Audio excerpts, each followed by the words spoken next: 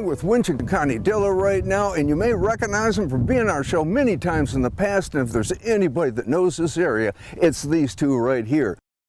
Winch, we're out here on a Haywire grade today, the first Rails to Trail program here in the state, and we've got some big celebrations going on. Can you give me some insight as to what the trail's like and what we're going to see? Connie and I, being the groomer coordinators for the Schoolcraft County Motorized Trail Association, we work the Haywire grade from Shingleton down to Manistee and all points in between, and any trails that feed into and off of. This particular program today is we're gearing it towards the ORV segment of the celebration of the Haywire grade. Okay, so we're going to go down the trail in our ORV here, and we're just going to look at some of the things that are along the way. Yes, sir. The Haywire grade received its name from the Haywire outfit, being a loggers term for a camp with poor equipment that had to be held together with haywire. The term became a nickname for the Manistee Lake Superior Railroad, which during emergencies was reportedly held together with pieces of discarded haywire by the railroad's engineers. On our way down from Shingleton, we stopped at the small town of Steuben, if you can call it a town. All that is left is a very small grocery store, the last vestige of many logging camps or towns that vanished after the timber was depleted. We've just pulled down the trail. We are now in Steuben.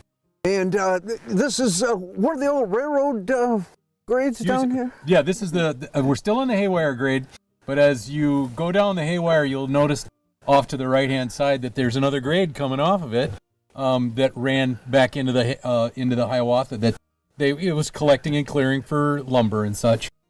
Okay, coming down this trail, we've seen spots along the way that probably could get kind of wet during the year, and maybe a couple of small beaver dams, a little pond here. And it's actually very scenic because you were constantly crossing the creek. Yep.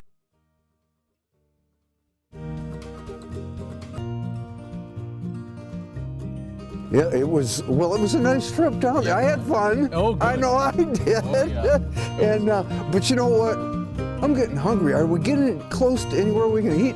Jack Pine, about 5 miles that way. Okay, so it's right on the way. Yes, sir, it is. All right. President Franklin Roosevelt's Civilian Conservation Corps began on April 17, 1933, designed to employ over 250,000 young men out of work during the Great Depression. Camp Steuben opened only 17 days later on May 4th, 1933. The men at Camp Steuben were initially housed in tents, but construction of wooden barracks began in the fall of 1933. When fully occupied, the camp housed 204 men.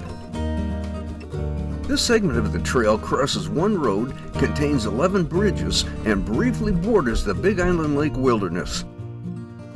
This adventurous Rails to Trail wanders through miles of wetlands and plows through a few sand traps. Okay, we just made a little stop along the trail, just taking our time, looking around. We got out, and the first thing we find are artifacts that are out here along the trail. Now, I want to mention that we're here along the trail in the National Forest. You cannot take these things. You may find them, but you're going to have to leave them here. It's against the law to actually do that.